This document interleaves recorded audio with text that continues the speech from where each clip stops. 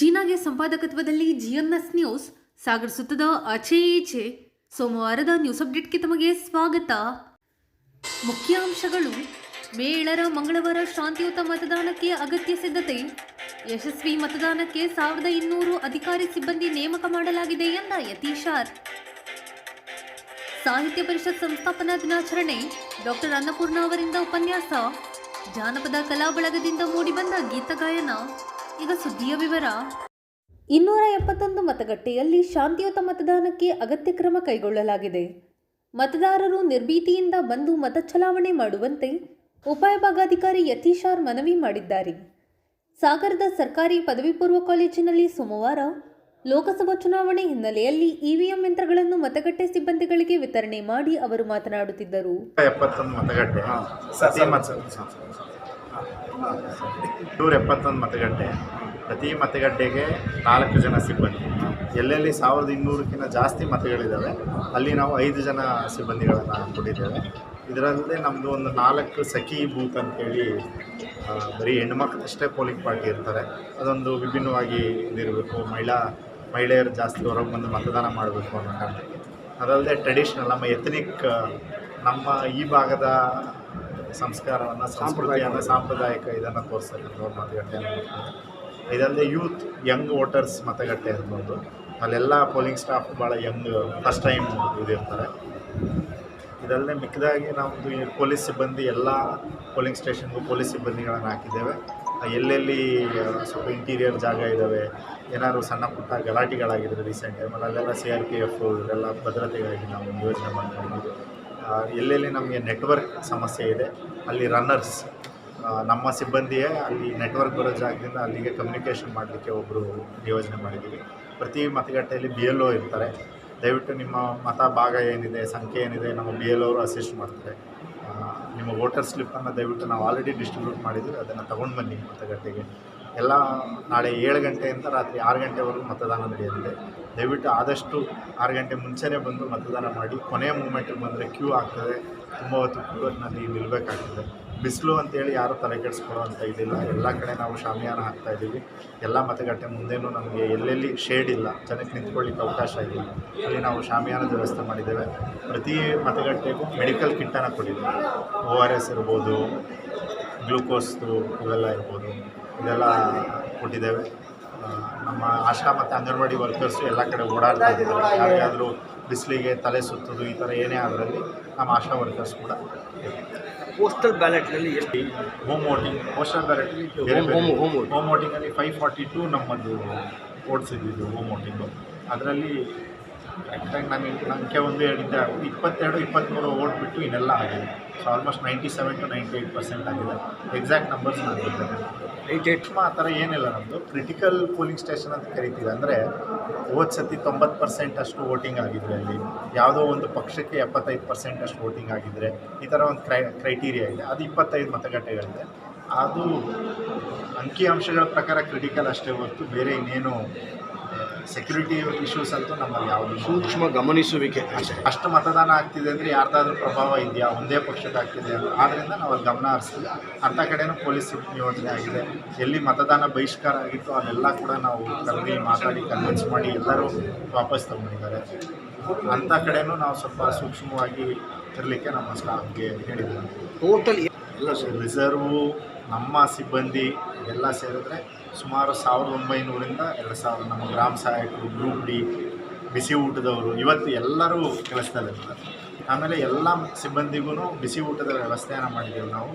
ಯಾವ ಸ್ಕೂಲ್ನಲ್ಲಿ ಅವ್ರ ನಿಯೋಜನೆ ಆಗಿರ್ತದೆ ಅಲ್ಲಿಯ ಬಿಸಿ ಊಟದವ್ರಿಗೇ ಹಣವನ್ನು ಕೊಟ್ಟು ಅಲ್ಲಿಯೇ ಪ್ರತಿ ತಿಂಡಿ ಊಟದ ವ್ಯವಸ್ಥೆ ಬಿಸಿ ಊಟನೇ ಕೊಡಬೇಕು ಅಂತೇಳಿ ಆಲ್ರೆಡಿ ಅದು ಪ್ಲ್ಯಾನ್ ಆಗಿದೆ. ಸೊ ಎಲ್ಲ ರೀತಿಯ ಫೆಸಿಲಿಟೀಸನ್ನು ನಾವು ಇದು ಮಾಡಿದ್ವಿ. ನಮ್ಮ ಪಂಚಾಯಿತಿಯವರು, ನಗರಸಭೆಯವರು ಮೂಲಭೂತ ಸೌಕರ್ಯಗಳನ್ನ ಚೆಕ್ ಮಾಡ್ತಾರೆ. ನೆಟ್ವರ್ಕ್ ಇಲ್ಲದೆ ಇರೋದು ನಮಗೆ 49 ಪೋಲಿಂಗ್ ಸ್ಟೇಷನ್ಸ್ ಇದ್ದಾವೆ. ಅದರಲ್ಲಿ ಸುಮಾರು 24ಗೆ ಅಂತ 25ಕ್ಕೆ ನಾವು ಆಲ್ರೆಡಿ ಬೂಸ್ಟರ್ ಇದಾಗಿಸಿ ಹತ್ತಿರದಲ್ಲಿ ವೈಫೈ ಎಲ್ಲಿದೆ ಅದನ್ನು ರೀಚಾರ್ಜ್ ಮಾಡಿಸೋದು ಇವೆಲ್ಲ ಮಾಡಿದ್ದೀವಿ. ಈ ಮಿಕ್ಕಿದ ಕಡೆ ಮೈಕ್ರೋ ಅಬ್ಸರ್ವರ್ಸ್ನ ಹಾಕ್ತಾಯಿದ್ದೀವಿ ಎಲ್ಲೆಲ್ಲಿ ನೆಟ್ವರ್ಕ್ ಶಾಟ್ ಇದೆ. ಆಮೇಲೆ ನಮ್ಮ BLOಗಳು, ನಮ್ಮ ಗ್ರಾಮ ಸಹಾಯಕರನ್ನು ಅಲ್ಲಿ ರನ್ನರ್ಸ್ ಆಗಿ ಮಾಡಿ ಎಲ್ಲಿ ನೆಟ್ವರ್ಕ್ ಇರೋ ಜಾಗದಲ್ಲಿ ಒಬ್ಬರು ಫೋನ್ ಇಟ್ಕೊಂಡಿರ್ತಾರೆ, ಅಲ್ಲಿಗೆ ಅವ್ರು ಇಮಿಡಿಯೇಟಾಗಿ ಬಂದು ಅಲ್ಲಿಂದ ನಮಗೆ ತಿಳಿಸ್ತಾರೆ. ಆ ರೀತಿ ಇದು ಮಾಡಿದ್ದೀವಿ. ಈ ಥರದ ಸ್ಟ್ರಕ್ಚರ್ ಚೆನ್ನಾಗಿದೆ. ಅಲ್ಲಿ ಒಂದು ಕೊಠಡಿಯನ್ನು ಕ್ಲೀನ್ ಮಾಡಿಸಿ ಅವರು ಉಳ್ಕೊಳ್ಳಿಕ್ಕೆ ನಾವು ವ್ಯವಸ್ಥೆ ಮಾಡ್ಕೊಂಡಿದ್ದೀವಿ. ಊಟದ ವ್ಯವಸ್ಥೆ ಎಲ್ಲ ಮಾಡಿದ್ದೀವಿ. ಪೊಲೀಸ್ ಸಿಬ್ಬಂದಿ ಇದ್ದೇ ಇರ್ತಾರೆ, ಅದರಿಂದ ಯಾರಿಗೂ ಏನು ತೊಂದರೆ ಆಗೋದಿಲ್ಲ. ಈ ಸಂದರ್ಭದಲ್ಲಿ tahsildar Syed Kalimulla, Suresh Sahane, doctor K Prabhakar Rao, doctor Shivanand Bhat, Tukaram ಇನ್ನಿತರರು ಹಾಜರಿದ್ದರು. ಪ್ರಪಂಚದ 60 ಭಾಷೆಗಳಲ್ಲಿ ಕನ್ನಡ ಭಾಷೆಯೂ ಒಂದಾಗಿದೆ. ಕನ್ನಡ ಭಾಷೆಯನ್ನು ನಾಶ ಮಾಡಲು ಯಾರಿಂದಲೂ ಸಾಧ್ಯವಿಲ್ಲ ಎಂದು ಸಾರ್ವಜನಿಕ ಶಿಕ್ಷಣ ಇಲಾಖೆಯ ಸಮನ್ವಯಾಧಿಕಾರಿ ಡಾಕ್ಟರ್ ಅನ್ನಪೂರ್ಣ ತಿಳಿಸಿದರು. ಸಾಗರದ ಉರ್ದು ಶಾಲಾ ಆವರಣದಲ್ಲಿ ಭಾನುವಾರ ತಾಲೂಕು ಕನ್ನಡ ಸಾಹಿತ್ಯ ಪರಿಷತ್ ವತಿಯಿಂದ ಕನ್ನಡ ಸಾಹಿತ್ಯ ಪರಿಷತ್ ಸಂಸ್ಥಾಪನಾ ದಿನಾಚರಣೆ ಕಾರ್ಯಕ್ರಮದಲ್ಲಿ ಅವರು ಕನ್ನಡ ಸಾಹಿತ್ಯ ಪರಿಷತ್ನ ಹೆಜ್ಜೆ ಗುರುತುಗಳು ವಿಷಯ ಕುರಿತು ಉಪನ್ಯಾಸ ನೀಡುತ್ತಿದ್ದರು. ಕನ್ನಡದ ಕವಿಗಳೆಲ್ಲ ಇವತ್ತಿನ ಪ್ರೆಸೆಂಟ್ ನೀವು ನೋಡಿದ್ರೆ 50% ಜನ ಸಾಫ್ಟ್ವೇರ್ ಇಂಜಿನಿಯರ್ಸ್. ಅಂದ್ರೆ ನಾವು ಮಾಡೋ ಉದ್ಯೋಗಕ್ಕೂ ಸಾಹಿತ್ಯಕ್ಕೂ ಸಂಬಂಧ ಇಲ್ಲ. ಮಾಡೋ ಉದ್ಯೋಗ ಯಾವ್ದಾರ ಆಗಿರ್ಲಿ, KS ನರಸಿಂಹಸ್ವಾಮಿಗಳು FD ಆಗಿದ್ರಲ್ವಾ, ಆಮೇಲೆ ಎಷ್ಟೋ ಜನ ಬ್ಯಾಂಕ್ ಉದ್ಯೋಗ, DVC ಅವರು ಬ್ಯಾಂಕ್ ಉದ್ಯೋಗಿ ಆಗಿದ್ರು ಅಂತ ಹೇಳಿ ಬೇರೆ ಬೇರೆ ಉದ್ಯೋಗ ಮಾಡೋರೆಲ್ಲ ಇರ್ತಿದ್ರು. ನಮ್ಗೆ ಮೊದಲಿತ್ತು ಕಲ್ಪನೆ ಶಿಕ್ಷಕರು ಮಾತ್ರ ಹೆಚ್ಚು ಸಾಹಿತ್ಯ ಪ್ರೇಮಿಗಳು ಬರೀಬೇಕು. ಯಾಕಂದ್ರೆ ಅದು ಆ ಕಾಲಕ್ಕೆ ಶಿಕ್ಷಕ ಹುದ್ದೆನೇ ದೊಡ್ಡ ಹುದ್ದೆ ಆಗಿತ್ತು. ಶಿಕ್ಷಕರೇ ಸಮಾಜದಲ್ಲಿ ಅತ್ಯಂತ ದೊಡ್ಡ ಹುದ್ದೆಯವರಾಗಿತ್ತು. ಈಗ ಹಾಗಿಲ್ಲ. ಈಗ ನಮ್ಮ ಆರ್ಥಿಕ ಇದು ವಿಸ್ತಾರ ಆಗಿರೋದ್ರಿಂದ ಹುದ್ದೆಗಳು ಕೂಡ ಬೇರೆ ಬೇರೆ ಆಗಿದ್ದಾರೆ.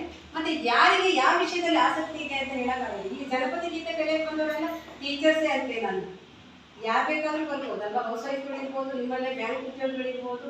ಅದು ಆಸಕ್ತಿ, ಅವರವರ ಒಂದು ಆಸಕ್ತಿಯ ಆಧಾರದಿಂದ ಅದು ಹುಟ್ಟು ಬರಬೇಕು. ಬಿಟ್ಟರೆ ಸಾಹಿತ್ಯ ಅನ್ನೋದು ಇಂಥದೇ ವೃತ್ತಿಯವರು ಇಂಥವೇ ಜಾಸ್ತಿ ಇದು ಮಾಡ್ತಾರೆ ಅನ್ನೋದೆಲ್ಲ ವಿದ್ಯಾರ್ಥಿಗಳು ಅಂದ ತಕ್ಷಣ ಎಲ್ಲರೂ ಓದ್ತಾರೆ ಅಂತ ನಾವು ಅನ್ಸ್ಕೊಂಡಿದ್ದೀವಿ. ಎಲ್ಲರೂ ಓದ್ತಾ ಇದ್ದಾರ? ಇಲ್ಲಿ ನಿಜ ಹೇಳ್ಬೇಕಂದ್ರೆ ವಿದ್ಯಾರ್ಥಿಗಳಿಂದ ನಾವೇ ಎಷ್ಟೋ ಸಲ ಓದ್ತಾ ಇರ್ತೀವಿ. ನೀವು ಲೈಬ್ರರಿಗೆ ಹೋಗಿದ್ದೀರಾ? ನೀವು ನೋಡೋಣ ಸಾಹಿತ್ಯ ಪರಿಷತ್ ಮೇಲೆ ಏನಾದ್ರು ನಿಮಗೆ ಮನೆ ಎಲ್ಲ ಅಲ್ಲಿ ಯಾರಿದ್ದಾರೆ? ಎಲ್ಲ ಸ್ವಲ್ಪ ಮಿಡ್ಲ್ ಏಜ್ ಲೆಕ್ಚರರ್ಸು, ಒಂದಿಷ್ಟು ರಿಟೈರ್ಡ್ ಆಗೋ ಟೀಚರ್ಸು, ಇಂಥವ್ರೆ. ಇನ್ನು ಕೆಲವರು ಇದ್ದಾರೆ, ಯುವಕರು ಯುವತಿಯರು ಇದ್ದಾರೆ. ಅವ್ರು ಏನಂದ್ರೆ ಪಾಪ ಕಾಂಪಿಟೇಟಿವ್ ಎಕ್ಸಾಮ್ಸ್ ಅಲ್ಲಿ ಬಿಸಿ ಆಗಿದೆ. ಅದನ್ಮೇಲೆ ಅವ್ರು ಈ ಕ್ಷಣದಲ್ಲಿ ಅವ್ರು ಕಾದಂಬರಿ ಓದ್ತಾ ಕೂತ್ರೆ ಆಗಲ್ಲ. ಅವರು ಕಾಂಪಿಟೇಟಿವ್ ಎಕ್ಸಾಮ್ಸ್ಗೆ ರೆಡಿ ಆಗ್ತಾರೆ ಅಲ್ವಾ. ಸ್ಪರ್ಧಾತ್ಮಕ ಯುಗ ಇದು. ಉದ್ಯೋಗ ಭದ್ರತೆಯನ್ನು ಮಾಡಿಕೊಂಡ್ರೆ ಮಾತ್ರ ಅವ್ರ ಮುಂದೆ ಜೀವನವನ್ನು ಸಾಗಿಸೋಕ್ಕೆ ಸಾಧ್ಯ ಇದೆ. ಇಂಥ ಒಂದು ಮಹಾನ್ ಸಂಸ್ಥೆಯ ಬಗ್ಗೆ ಮಾತನಾಡಲಿಕ್ಕೆ ನೀವೆಲ್ಲ ನನಗೆ ಅವಕಾಶ ಮಾಡಿಕೊಟ್ಟಿದ್ದಕ್ಕೆ ನಿಮಗೆಲ್ಲ ಧನ್ಯವಾದಗಳು. ನಾನೇನಾದರೂ ವಿಷಯವನ್ನು ಹೇಳೋದನ್ನು ಬಿಟ್ಟಿದ್ದಿದ್ರೆ ಮತ್ತೆ ಕನ್ನಡ ಸಾಹಿತ್ಯ ಪರಿಷತ್ 2 ಪೇಪರ್ಗಳನ್ನು ಬಿಡುಗಡೆ ಮಾಡುತ್ತೆ. ಒಂದು ದ್ವೈಮಾಸಿಕ ಪತ್ರಿಕೆ ಕನ್ನಡ ನುಡಿ ಅಂತೇಳಿ, ಇನ್ನೊಂದು ಕನ್ನಡ ಪರಿಷತ್ ಪತ್ರಿಕೆ ಅಂತೇಳಿ ತ್ರೈಮಾಸಿಕ ಪತ್ರಿಕೆ. ಆಮೇಲೆ 18 ವರ್ಷ ಮೇಲ್ಪಟ್ಟವ್ರು ಎಲ್ಲರೂ ಕೂಡ ಇದರ ಸದಸ್ಯರಾಗಬಹುದು. ಅದರ ಆಜೀವ ಸದಸ್ಯತ್ವಕ್ಕೆ ಎಷ್ಟು ಸರ್? 500 ರೂಪಾಯಿ. ನಿಮ್ಮಲ್ಲಿ ಯಾರಾದರೂ ಸದಸ್ಯರಾಗಿರದೇ ಹೋದರೆ ನಮ್ಮ VT ಸ್ವಾಮಿ ಅವರು ಇಲ್ಲೇ ಇದ್ದಾರೆ, ದಯಮಾಡಿ ಸದಸ್ಯರಾಗಲಿ ಸರ್. ನಿನ್ನೆ ಅಷ್ಟೇ ನನಗೆ ಇಬ್ಬರು ಕೇಳಿದ್ದಾರೆ, ನಾನು ಸಾಹಿತ್ಯ ಪರಿಷತ್ತಿನ ಸದಸ್ಯರಾಗಬೇಕು ಅಂತೇಳಿ. ನಾನು VT ಸರ್ ನಂಬರ್ ಕೊಡ್ತೀನಿ, ನೀವು ಸಹ ಆಗಿ ಅಂತ ಹೇಳಿ. ಅಂದರೆ ಇವತ್ತಿಗೂ ಕೂಡ ಸಾಹಿತ್ಯದಲ್ಲಿ ಆಸಕ್ತಿ ಇರೋರು ಇದ್ದಾರೆ. ಮತ್ತು ಅದನ್ನು ನಾವು ಮಾಡಬೇಕು. ಈ ನಾಡಿನಿಂದ ನಾವು ಏನೆಲ್ಲ ಪಡ್ಕೊಂಡಿದ್ದೀವಿ, ಭಾಷೆಯಿಂದ ನಾವು ಅನ್ನ ಪಡ್ಕೊಂಡಿದ್ದೀವಿ. ಇವತ್ತು ನಾನು ಇಲ್ಲಿ ನಿಂತು ಮಾತನಾಡ್ತಾ ಇದ್ದೀನಿ ಅಂತಂದರೆ ಅದಕ್ಕೆ ನಮ್ಮ ಕನ್ನಡ ಭಾಷೆಯೇ ಕಾರಣ. ಅದು ನೀವು ನೋಡಿ, ಆಡಳಿತ ಭಾಷೆಯಾಗಿ ಕನ್ನಡ ಬರದೇ ಹೋಗಿದ್ರೆ, ಅಥವಾ ಉದ್ಯೋಗದಲ್ಲಿ ಮೀಸಲಾತಿ ಇಲ್ಲದೆ ಹೋಗಿದ್ರೆ, ಕನ್ನಡಕ್ಕಾಗಿ ವಿಶೇಷವಾಗಿ ನಾವು ಏನು ಸ್ಥಾನಮಾನಗಳನ್ನು ಕೊಡದೇ ಹೋಗಿದ್ರೆ ಬಹುಶಃ ನಾವಿಷ್ಟು ಆತ್ಮಾಭಿಮಾನದಿಂದ ಮಾತಾಡುವಂಥ ಒಂದು ಪರಿಸ್ಥಿತಿ ಇರ್ತಿರ್ಲಿಲ್ಲ. ಹಾಗಾಗಿ ಈ ಭಾಷೆಯ ಗುಣ, ಈ ತಾಯಿ ಗುಣ ಮತ್ತು ಈ ನಾಡು ಗುಣವನ್ನು ಯಾವತ್ತೂ ನಾವು ತಿಳಿಸೋಕ್ಕೆ ಸಾಧ್ಯ ಇಲ್ಲ. ಹೀಗೆ ನಮಗೆ ಅನ್ನ ಕೊಟ್ಟಂತಹ, ನಮಗೆ ಬಹಳ ಬೆಂಬಲವನ್ನು ಕೊಟ್ಟಂತಹ ಈ ಭಾಷೆ, ಅದನ್ನು ಅದರ ಬೆನ್ನಿಗೆ ಅದನ್ನು ಬೆಳೆಸ್ತಾ ಇರೋಂಥದ್ದು ನಮ್ಮ ಸಾಹಿತ್ಯ ಪರಿಷತ್ತು. ನಮ್ಮ ಭಾಷೆಯನ್ನು ನಾವು ಗೌರವಿಸ್ತೀವಿ ಅನ್ನೋದಾದರೆ ಸಾಹಿತ್ಯ ಪರಿಷತ್ತನ್ನು ಕೂಡ ನಾವು ಅಷ್ಟೇ ಗೌರವಿಸಬೇಕು. ಅದರ ಕಾರ್ಯಕ್ರಮಗಳನ್ನು ನಾವು ಏನು ಆ್ಯಪನ್ನು ಬಿಡುಗಡೆ ಮಾಡಿದೆ. ಕನ್ನಡ ಸಾಹಿತ್ಯ ಪರಿಷತ್ ಒಂದು ಆ್ಯಪ್ ಇದೆ ನೋಡಿ, ಅದು ಕೂಡ ತನ್ನ ತಂತ್ರಜ್ಞಾನ ಕನ್ನಡ ತೆರೆಕೊಡ್ತಾ ಇರ್ತದೆ. ಆ ಆ್ಯಪಲ್ಲಿ ನಾವು ಸದಸ್ಯರಾಗ್ಬೋದು, ಅಥವಾ ಅದ್ರ ಮೂಲಕ ನಾವು ಬೇರೆ ಬೇರೆ ಏನಾದರೂ ಅವರು ಬಂದಿರೋಂಥ ಅಂಶಗಳನ್ನು ನಾವು ನೋಡ್ತಾ ಹೋಗ್ಬೋದು. ಅಷ್ಟೆಲ್ಲ ಇದೆ. ಈ ಹೊಸ ಎಷ್ಟೇ ವರ್ಷಗಳು ಕನ್ನಡ ಭಾಷೆ ಇರುತ್ತೆ. ಪ್ರಪಂಚದ 60 ಮಹತ್ತರ ಭಾಷೆಗಳಲ್ಲಿ ಕನ್ನಡ ಕೂಡ ಇದೆ. ಹಾಗಾಗಿ ಈ ಭಾಷೆನ ಅಷ್ಟು ಸುಲಭಕ್ಕೆ ಯಾರು ನಾಶ ಮಾಡೋಕ್ಕಾಗೋದಿಲ್ಲ. ಏನಪ್ಪ ಅಂತಂದರೆ ಅದು ರಾಜಕೀಯವಾಗಿ ಸ್ವಲ್ಪ ಒಂದು ನಮ್ಮ ಸೀಮಿತ ಪ್ರದೇಶಕ್ಕೆ ಬಂದ್ಬಿಟ್ಟಿದೆ. ಮಹಾರಾಷ್ಟ್ರದಲ್ಲಿ ಇವತ್ತೇನಾದರೂ ಹುಡುಕಿ ಆಗಿದೆ. ಅಲ್ಲಿರುವ ಮೂರನೇ ಒಂದು ಶಾಸನಗಳು ಕರ್ನಾಟಕದ ಕನ್ನಡ ಭಾಷೆ. ಮಹಾರಾಷ್ಟ್ರದಲ್ಲಿ ಸಿಕ್ಕ ಅತ್ಯಂತ ಪ್ರಾಚೀನ ಶಾಸನ ಯಾವುದು ಅಂತಂದ್ರೆ ಅದು ಕನ್ನಡ ಶಾಸನ. ಹಾಗಾಗಿ ಮಧ್ಯಪ್ರದೇಶದವರೆಗೂ ರಜಪೂತರ ಕಾಲದಲ್ಲಿ, ರಾಷ್ಟ್ರಕೂಟರ ಕಾಲದಲ್ಲಿ ಮಧ್ಯಪ್ರದೇಶ ಇದೆಯಲ್ಲ, ಅಲ್ಲಿವರೆಗೂ ನಮ್ಮ ಕನ್ನಡ ನಾಡು ವಿಸ್ತಾರವನ್ನು ಹೊಂದಿತ್ತು. ಯಾಕಂದರೆ ಒಂದು ಶಾಸನ ಸಿಕ್ಕಿದೆ, ಕೃಷ್ಣನ ಎರಡನೇ ಕೃಷ್ಣ ಅಂತ ಬರ್ತಾನೆ, ರಾಷ್ಟ್ರಕೂಟರ ರಾಜ, ಆತನ ಶಾಸನ ಸಿಕ್ಕಿದ್ದು ಮಧ್ಯಪ್ರದೇಶದಲ್ಲಿ. ಅಷ್ಟು ವಿಸ್ತಾರವನ್ನು ಹೊಂದಿದಂಥ ಒಂದು ಸಂಸ್ಕೃತಿ ಇರೋಂಥವ್ರು ನಾವು. ಚಾಲುಕ್ಯರ ಬಗ್ಗೆ ನಿಮ್ಗೆ ಗೊತ್ತಿರ್ಬೋದು, ಚಾಲುಕ್ಯರು ಅಂತಂದರೆ ಕರ್ನಾಟಕ ಬಲ ಅಂತ ಹೇಳ್ತಾರೆ. ಕರ್ನಾಟಕ ಬಲ ಅಂತ ಹೇಳಿದ್ರಂತೆ ಸೈನ್ಯಕ್ಕೆ. ಚಾಲುಕ್ಯರ ಪುಲಕೇಶಿಗೆ ಎಷ್ಟು ಹೆಸರಿತ್ತಪ್ಪ ಅಂತಂದರೆ ದಕ್ಷಿಣಾಪತಿ ಅಂತ ನಾವು ಹೇಳ್ತಿದ್ರು ಅವತ್ತಿನ ಕಾಲ. ಅಂದರೆ ಉತ್ತರ ಭಾರತದವ್ರನ್ನ ಎದುರಿಸುವಷ್ಟು ಶಕ್ತಿ ನಮ್ಮ ದಕ್ಷಿಣ ಭಾರತದ ರಾಜ್ಯದಲ್ಲಿ ಇತ್ತು ಅಂತ. ಅದು ಮತ್ತು ಕನ್ನಡ ರಾಜ್ಯದಲ್ಲಿ ರಾಷ್ಟ್ರಕೂಟರ ರಾಜ್ಯವಿರ್ಬೋದು, ಡೆಲ್ಲಿಯನ್ನು ಹೋಗಿ ಮುಟ್ಟಿದ್ರು. ನಮ್ಗೆ ಗೊತ್ತಿರ್ಬೋದು, ನಿಮ್ಗೆ ಗೊತ್ತಿದೆಯೋ ಸತಿ ಇತಿಹಾಸ ಓದೋರಿಗೆಲ್ಲ ಗೊತ್ತಿದೆ. ಡೆಲ್ಲಿವರೆಗೂ ಹೋದ ರಾಜರು ಯಾರು ಅಂತಂದರೆ ನಮ್ಮ ಕರ್ನಾಟಕದ ರಾಜರು, ರಾಷ್ಟ್ರಕೂಟರು. ಹಾಗಾಗಿ ಈ ಒಂದು ನಾಡು ಎಷ್ಟು ಅದ್ಭುತವಾದ ನಾಡು. ಈ ಒಂದು ನಾಡಿನ ಈ ಭಾಷೆಯ ಮಕ್ಕಳು ನಾವು ಅಂದ್ಕೊಂಡ್ರೆ ಅತ್ಯಂತ ಹೆಮ್ಮೆ. ಮತ್ತು ಸುಂದರವಾದ ಭಾಷೆ, ಹೊಂದಿರುವ ಭಾಷೆಗಳಲ್ಲಿ ಮತ್ತೆ ಕೇಳಲಿಕ್ಕೆ ಸುಂದರವಾದ ಟೋನ್ ಅಂತೀವಲ್ಲ ಅದು ಭಾಷೆಗಳಲ್ಲಿ ಕನ್ನಡ ಭಾಷೆ ಕೂಡ ಒಂದಾಗಿದೆ ಅಂತ. ಇದನ್ನ ಅನೇಕ ಸಾಹಿತಿಗಳು ಬೆಳೆಸಿದ್ದಾರೆ, ನಟರು ಬೆಳೆಸಿದ್ದಾರೆ, ಕಲಾವಿದರು ಬೆಳೆಸಿದ್ದಾರೆ, ಎಲ್ಲರೂ ಬೆಳೆಸಿದ್ದಾರೆ. ನಮ್ಗೆ ಆಗ್ಬೇಕಾಗಿದ್ದು ಇಷ್ಟೇ, ಅವ್ರು ಯಾರ್ಯಾರು ಬೆಳೆಸಿದಾರೆ ಅದನ್ನು ಜಸ್ಟ್ ಒಂದು ನೋಡ್ತಾ ಹೋಗೋದು, ಕೇಳ್ತಾ ಹೋಗೋದು, ನಮ್ಮ ಕೈ ಭಗವಂತ ಕೈ ಕೊಟ್ಟಿದ್ದಲ್ಲಿ ತಟ್ತಾ ಹೋಗೋದು. ಇಷ್ಟನ್ನ ನಾವೆಲ್ಲ ಮಾಡೋಣ ಅಂತ ಹೇಳ್ತಾ ಈ ನಾಡು ನುಡಿಗೆ ಒಂದು ಋಣಕ್ಕೆ ನಾವು ಪ್ರತಿಕ್ರಿಯೆಯಾಗಿ ಏನಾದರೂ.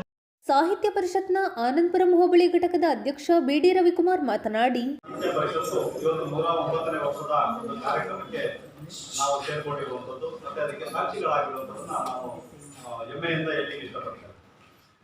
ಈ 109 ವರ್ಷಗಳ ನಡೆದ ಹಾದಿ ಬಹಳಷ್ಟು ಕಷ್ಟಕರವಾಗಿತ್ತು ಅನ್ನೋದನ್ನು ನಾವು ನಿಮ್ಮ ಗಮನಕ್ಕೆ ತರಲಿಕ್ಕೆ ಇಷ್ಟಪಡ್ತೇನೆ. ಯಾಕೆಂದರೆ ಇವತ್ತು ಸಾಹಿತ್ಯ ಅನ್ನುವಂಥದ್ದು ಕಷ್ಟದಲ್ಲಿ ಬಂದಿರುವಂಥದ್ದನ್ನು ನಾನು ಹೇಳ್ಬೋದು. ಸುಮಾರಷ್ಟು ಈಗಾಗಲೇ ಹೇಳಿದ್ರು ಮೇಡಮ್ ಅವರು, 10-15 ಸಾವಿರ ಪುಸ್ತಕಗಳನ್ನು ಹೊಂದಿರುವಂತಹ ಹಲವಾರು ಗ್ರಂಥಗಳು ಗ್ರಂಥಾಲಯಗಳು ನಮ್ಮಲ್ಲಿದೆ. ಆ ಗ್ರಂಥಾಲಯಗಳ ಉಪಯೋಗ ನಮ್ಮೂರಿನಲ್ಲಿ ಇರುವಂಥದ್ದು ಯಾರಾದರೂ ಉಪಯೋಗಿಸ್ತಾರೆ ನೋಡಿದ್ರೆ ಇವತ್ತು ಅಲ್ಲಿ ಉಪಯೋಗಿಸಿರುವಂತಹ ಸಂಖ್ಯೆ ಸಹ ಶೂನ್ಯವಾಗಿರುವಂಥದ್ದು ನೋಡ್ತೀವಿ. ಸರ್ಕಾರದಿಂದ ಬಂದಂಥ ಅನುದಾನದ ಪುಸ್ತಕಗಳು ಸಹ ಇವತ್ತು ಎಲ್ಲೋ ಗೆದ್ದಲೇ ಹಿಡಿಯುವಂಥ ಪರಿಸ್ಥಿತಿಯಲ್ಲಿ ನಾವಿದೆ. ಹಾಗಾದ್ರೆ ಸಾಹಿತ್ಯ ಆಸಕ್ತರಿಗೆ ಇಲ್ವಾ ಅಥವಾ ಸಾಹಿತ್ಯ ಆಸಕ್ತಿಗೆ ಪ್ರೋತ್ಸಾಹ ಕೊಡುವಂಥದ್ದು ಇಲ್ವಾ ಅನ್ನುವಂಥದ್ದನ್ನು ನೋಡ್ತಾ ಹೋದ್ರೆ ಬಹಳಷ್ಟು ಉದಾಹರಣೆಗಳನ್ನು ಕಣ್ಣೆದುರಿಗೆ ಕಾಣ್ತವೆ. ಇವತ್ತು ನಾವು ಇಲ್ಲಿ ನಿಂತಿದ್ದೀವಿ, ಇಲ್ಲಿ ಇರುವಂಥವ್ರೆ ಸುಮಾರು ಬಹಳಷ್ಟು ಪುಸ್ತಕಗಳನ್ನು ಬರೆದಿರೋದು. ಉದಾಹರಣೆ ನಮ್ಮ ಸಾಗರ ತಾಲೂಕಿನ ಪತ್ರಕರ್ತರ ಸಂಘದ ಅಧ್ಯಕ್ಷರಾದಂಥ ಜಿ ನಾಗೇಶ್ ಅವರು. ಯಾಕೆ ಅವ್ರ ವಿಷಯ ಹೇಳ್ತಾರೆ ಹೇಳಿದ್ರೆ, ಈ ಒಂದು ಪರಿಷತ್ತಿನ ಕಾರ್ಯದರ್ಶಿಗಳಾಗಿ ಸೇವೆ ಮಾಡೋದು. ಅವರು ಹಲವಾರು ಪುಸ್ತಕಗಳನ್ನು ಬರೆದು.